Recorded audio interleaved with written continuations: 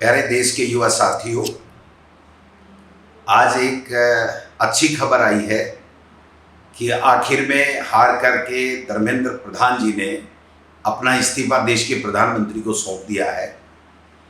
ये खबर बहुत पहले आ जानी चाहिए थी, इसमें देरी हुई। मोदी जी इन युवाओं को समझ नहीं पाए। आप लोग युवा का जो सवाल है वो देश की शिक्षण व्यवस्था को ठीक करना, शिक्षा की व्यवस्था को अच्छी पारदर्शी बनाना, रोजगारोन्मुखी बनाना और पेपर लीक नहीं हो, उनके भविष्य बर्बाद नहीं हो, इसके लिए कोई ठोस कार्य योजना बना करके ऐसा लीक प्रूफ आप लोग कानून बना करके, व्यवस्था बना करके इस देश के नौजवानों को, युवाओं को दे, जिससे वो अपना भविष्य का निर्माण कर सके। केवल एक धर्मेंद्र प्रधान का इस्तीफा इसका सॉल्यूशन नहीं है। हमारे नेता राहुल गांधी जी ने जो शिक्षा व्यवस्था में आमूलचूल परिवर्तन की बात छात्रों की गूंज कार्यक्रम के माध्यम से कही है, उसमें साफ और स्पष्ट है कि इस देश में इस प्रकार की शिक्षा व्यवस्था हो जिससे सबको समानता का अधिकार मिले। गरीब का बेटा भी बिना अपने माँ बाप के मकान को गिरवी रखे भी अपने भविष्य का निर्माण कर सके। जो व्यवस्था है पूरे देश में, उसमें आमूलचूल परिवर्तन हो, सभी दलों को, सभी युवाओं को, सभी लोगों को साथ लेकर के एक इस प्रकार की कार्य व्यवस्था बने कि जिससे आगे आने वाले भविष्य में इन युवाओं को किसी प्रकार का आंदोलन करने की नौबत नहीं आए। अभी इन जो नौजवान छात्रों ने दिल्ली के अंदर विभिन्न प्रदेशों में, शहरों में जो भी जितने भी आंदोलन किए, उसमें पुलिस के द्वारा जो इनके खिलाफ मुकदमे दर्ज किए गए, इनके साथ बर्बरतापूर्वक कार्रवाई की गई, उनका हिसाब भी अभी होना है। और मूल रूप से कांग्रेस पार्टी और राहुल गांधी जी, खड़गे साहब ये चाहते हैं कि देश की सरकार इन युवाओं के भविष्य को सुनहरा बनाने के लिए एक ऐसी शिक्षण व्यवस्था लेकर के आए, शिक्षा की व्यवस्था में आमूलचूल परिवर्तन करे जिससे सबको समान अधिकार मिले। गरीब का बेटा भी बड़े सपने देख करके उन ऊंचाइयों को प्राप्त कर सके।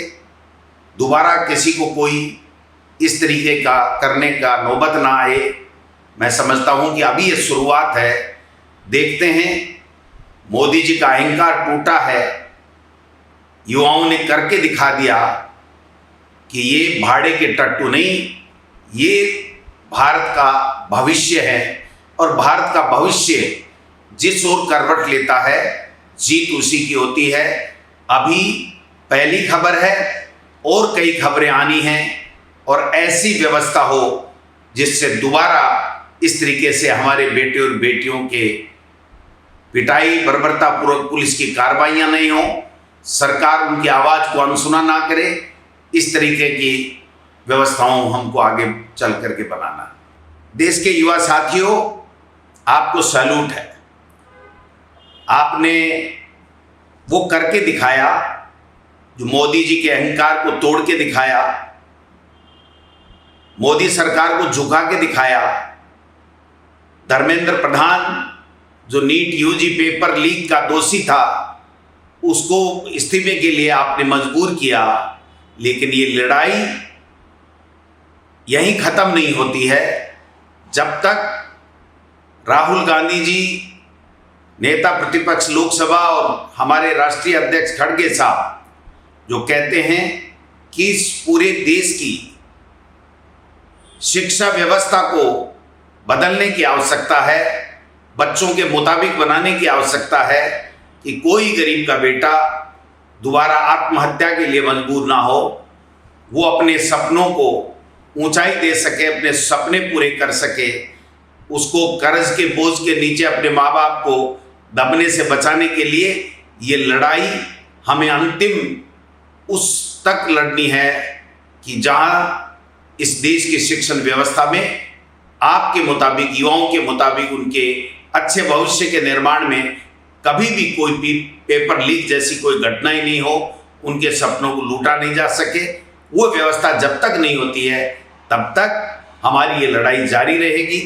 आपको बहुत बहुत बधाई, लेकिन बधाई के साथ में सचेत होने की आवश्यकता है, क्योंकि ये मोदी सरकार जो कहती है वो करती नहीं है, जो करती है वो कहती नहीं है।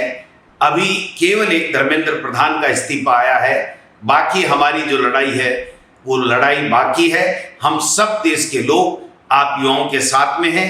आप जो चाहेंगे वो देश में करने के लिए हम लोग आपके साथ कंधे से कंधे मिला करके खड़े रहेंगे। जय हिंद, जय भारत, जय युवा।